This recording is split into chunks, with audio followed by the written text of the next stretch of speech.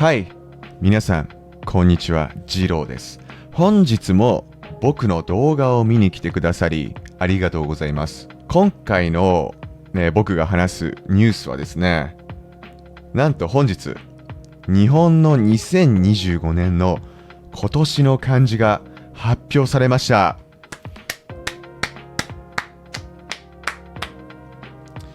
みんな知ってる？今年の漢字って何か？日本人だったら多分ね、ほとんどの人が知ってると思うよ。今年の漢字について。で、今年の漢字って何かっていうとね、今年の漢字を、キャンペーンとして運営している、組織のね、公式のホームページによると、1年の世相を表す漢字が選ばれるらしいんだよね。で、世相って何ですかって思うでしょ？世相の意味がわかりませんって思うでしょ？多分ね、世相って言われてもわかる日本人あまりいないと思うから安心してほしいんだけど、世相って何かっていうと、世の中のありさま、風潮のことらしいんだよね。つまり、今年の漢字が何かっていうと、その年の世の中のありさまを表した漢字っていうことなんだよね。で、だからね、簡単に言うと、どんな一年だったかを表す漢字なんだよね。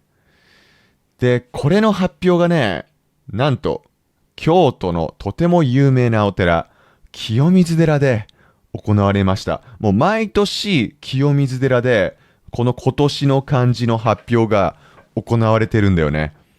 で、清水寺ってみんな知ってる？いや、多分だけど、京都に旅行に行ったことがある人だったら、清水寺行ったことあると思うんだけど、僕大好きなんですよ、清水寺。京都に今まで行ったことある人ならわかると思うんだけど、清水寺に行くまでに長い坂があるじゃん。で、あそこにさ、売店がたくさんあるでしょ。あそこの売店でさ、八つ橋売ってるじゃん。八つ橋のことを知らない人いたら、調べてほしいんだけどさ、僕、八つ橋が大好きで、八つ橋の試食がたくさんできるからさ、もう試食だけで、お腹いっぱいになっちゃったぐらいなんだけど、そう、あそこにね、美味しい八つ橋がたくさん売ってるお店がたくさんあるから、僕はね、清水寺大好きなんだけど、そんな話は一旦置いといてさ、その清水寺でね、毎年、今年の漢字が発表されるんだけど、本日もね、清水寺で、今年も清水寺で、今年の漢字が発表されました。日本に住んでる人だったら、今年が日本はどういう一年だったかな、みたいなのは、わかると思うんだけどさ、日本に住んでなかったらわからないよね。で、参考としてお伝えしますと、去年、2024年の漢字は、金でした。金、お金の金に使われる字だよね。で、なんでかっていうと、去年はね、オリンピックがあって、日本人が、たくさん金メダルを取ったりとか、あとはね、日本の金山が世界遺産に登録されたから、金っていう漢字が選ばれたんだよね。で、2023年の漢字がどういうものだったかっていうと、税でした。はい。税金に関するね、いろんな議論が行われた年だったので、税っていうね、漢字が選ばれたんだけど、個人的には、日本人ね、基本的に税金の話大好きだから、毎年税金に関するね、議論は行われてるとは思うんだけど、2023年はね、税という漢字が、今年の漢字に選ばれました。はい。では、もう知ってる人もいると思うけどね、2025年の漢字が何だったのかを皆さんに発表いたします。はい。2025年の漢字はですね、熊でした。おめでとう。なんで熊なんだろうね。うん。まあ、動物がね、今年の漢字になることってすごい珍しいことだと思うんだけど、まあ、今年の漢字はね、熊でした。で、なんで熊なのかって気になるでしょ？ね、今年の漢字が熊の理由なんだけど、まず一つ目の理由は、和歌山県にいた、まあ、和歌山県の動物園にいたパンダが中国に帰っていったんだね。うん。で、パンダはね、漢字で書くと、熊と猫を組み合わせた漢字なんだよね。うん。だからそれも、熊っていう字がね、今年の漢字に選ばれた理由の一つ。で、二つ目の理由。で、これはね、まあ、というか、こっちがメインの理由だと思うんだけど、日本でね、熊の出没が増えてるんだよ。いや、これ本当にやばい問題なんだよ。うん。いや、本当に、ここ最近毎日、熊のニュース見てるんだよね。うん。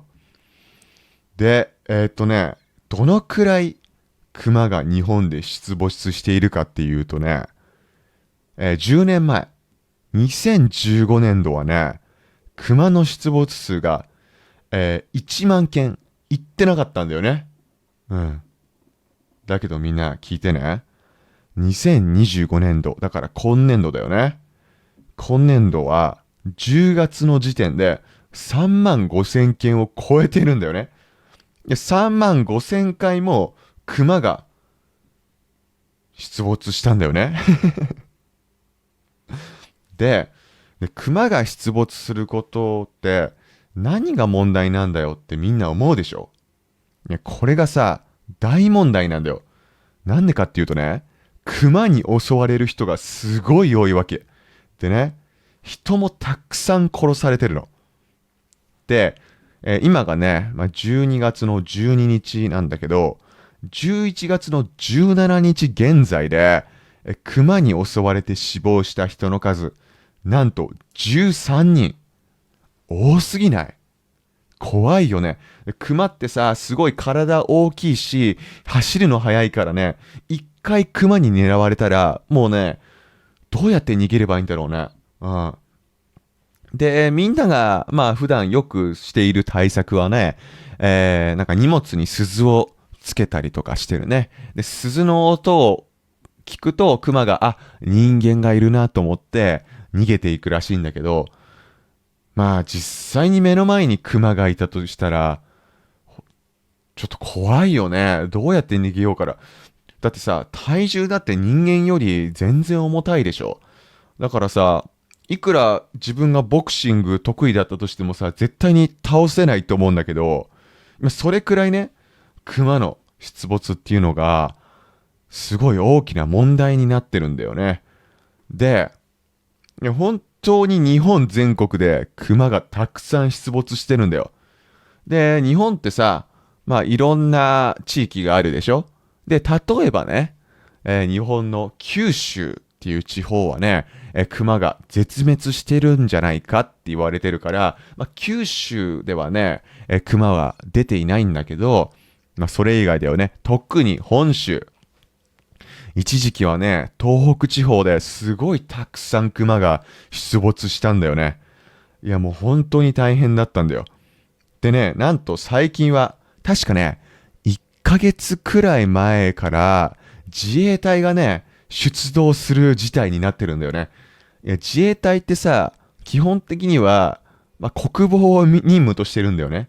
だけど、そんな自衛隊が、熊から人々を守るために出動する事態になってるんだよ。やばくないこれ。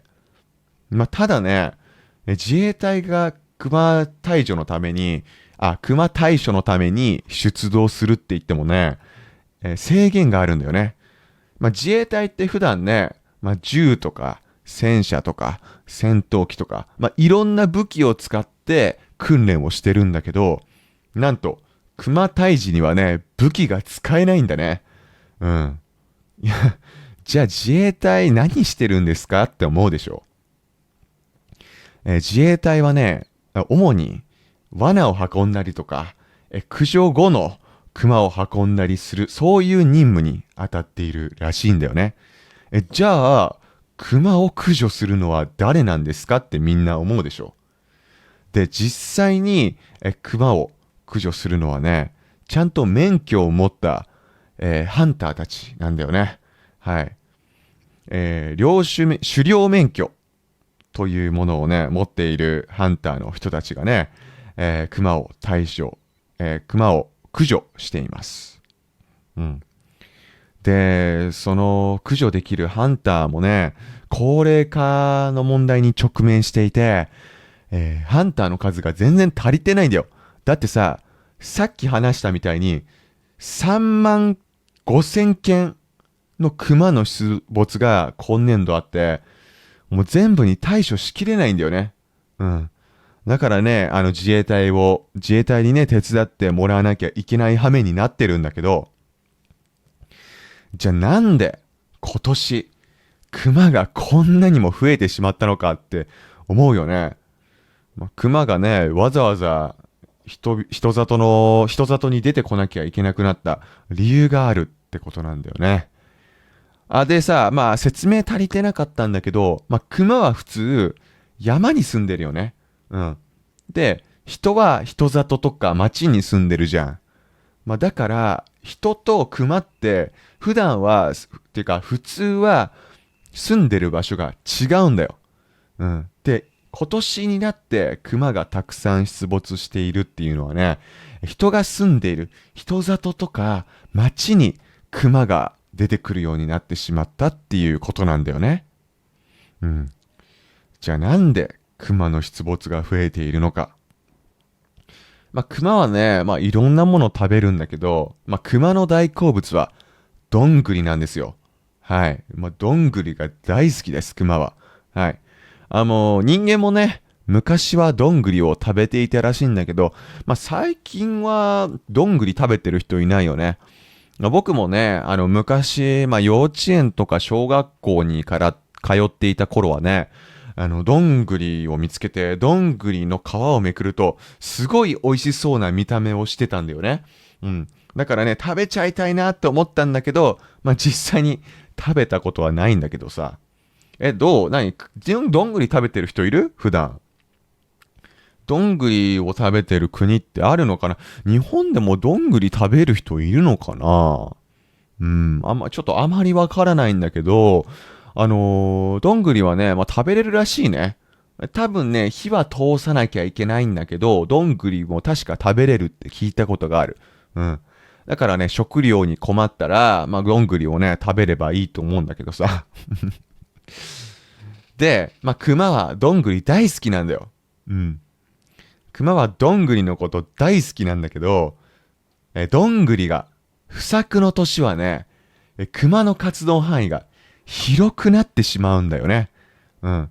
そりゃそうだよね。例えば、森で、どんぐりが全然、食べれないとしたらね、新たな食料を求めて、活動範囲を広げなきゃいけないよね。だから、熊も大変なんだよね、生きるために。うん。で、人里ってさ、畑があったりとかして、食料たくさんあるじゃん。だからそういう食料を求めに、熊が出てきてるっていう、そういう説があるんだよね。で、それに加えてね、どんぐりが豊作だった年はね、熊の数が増えるらしいんだよ。うん。で、豊作だった年に熊の数が増えると、その次の年に、熊がたくさんいるから、だから比例してね、熊の活動範囲が広がって、人里に出てきてしまう熊が増えるっていうことなんだよね。うん。で、まだまだこうなんじゃないかなっていう理由はあって、日本って今ね、高齢化とか過疎化がね、すごい大きな問題になってるんだよ。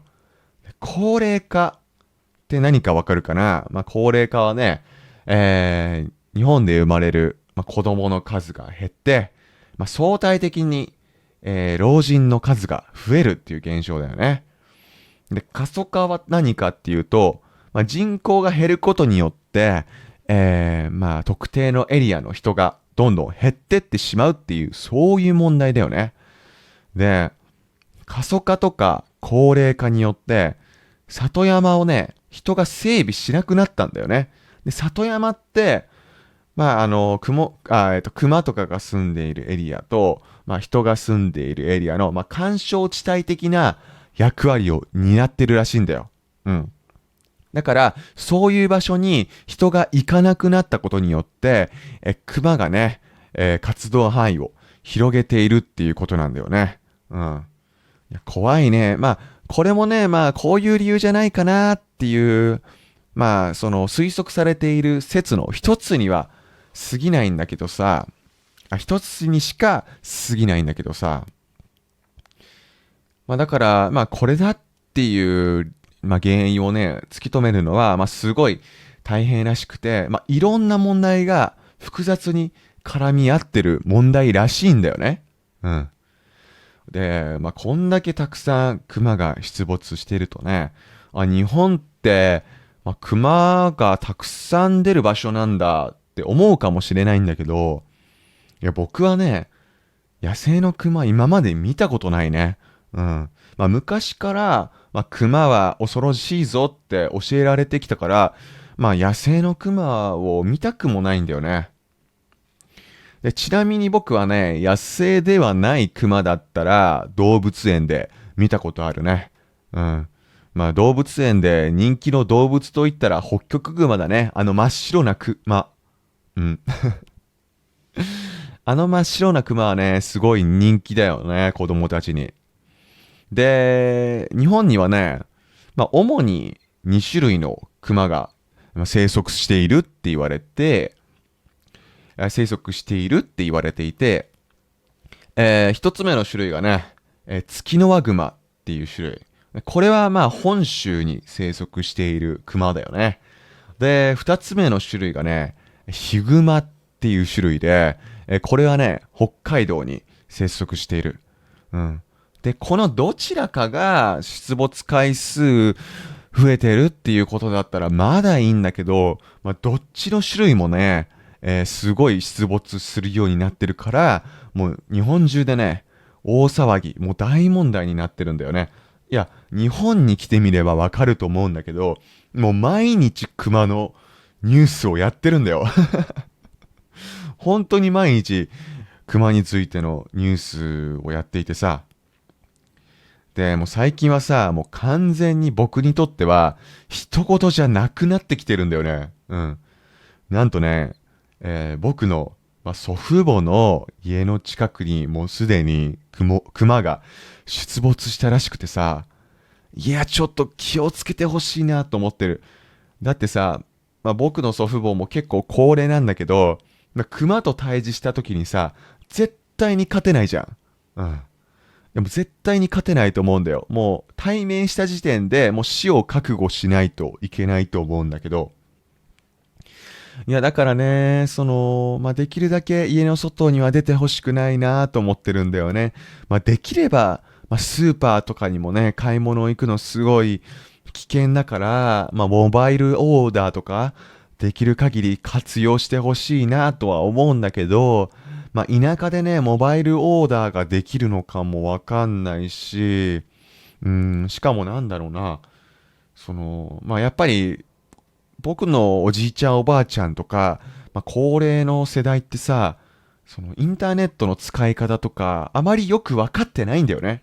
うん、だからモバイルオーダーとか、あまり活用できないんじゃないかなって思ってます。はい。だからすごい心配なんだけど、田舎に限らずね、例えば、その県の県庁所在地とかね、駅の近くとかでも、すごいたくさんのクマが目撃されてるから、本当に、日本全体での大きな問題になってる。で、東京の都心ではまだ熊の出没っていうのは目撃されてないんだけど、その東京都の西の方、比較的田舎の地域では熊が出没したらしいから、東京都に住んでるからといって、安心できるっていうわけではないんだよね。うん。ということで、今年の漢字は、熊ということになったんだけど、そもそもね、この今年の漢字、決めている人は誰なんだよって思ったでしょ。それに、今年の漢字ってどうやって決められてるんだよってみんな思ったでしょ。うん、多分思ったと思うんだけどさ、この今年の漢字はね、日本漢字能力検定協会っていう組織が毎年行っているキャンペーンなんだよね。ちょっと難しい日本語ですけどってみんな思ったでしょ。で、この日本漢字能力検定協会って何かっていうと、日本漢字能力検定を行っている組織なんだよ。うん。今みんなさ、頭の中真っ白でしょ。うん。何一つ理解できなかったでしょ。うん。で、日本漢字能力検定って何かっていうとね、僕たち日本人はね、この検定を漢検って呼んでます。うん。漢検。日本人はね、本当に、言葉を略すのが大好きだからね、この検定も漢検っていうたった2文字に、凝縮されちゃってます。うん。で、この漢検って何かっていうと、漢字能力に関する検定なんだよね。みんなはね、英検って知ってるかな？英検っていうのは、日本人が受ける、英語の、なんて言うんだろうな、能力を試すテストなんだよね。うん。それと似た感じだね。うん、漢字の能力を測る検定が漢検。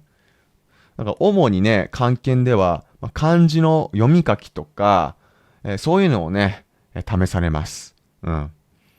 で、漢検ってね、そんなにメジャーなテストでもないかもしれないんだけど、僕はね、昔漢検受けたことあるな。確かね、小学生の頃と中学生の頃に漢検を受けたことがあるような気がするんだよな。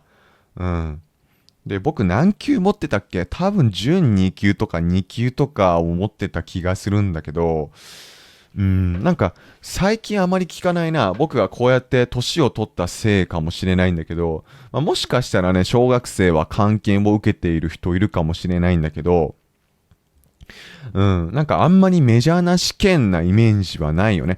例えばね、英検だとしたら、例えば英検の1級を持ってますっていうことを言えたとすると、それは結構ね、大きなアピールになるんだよね。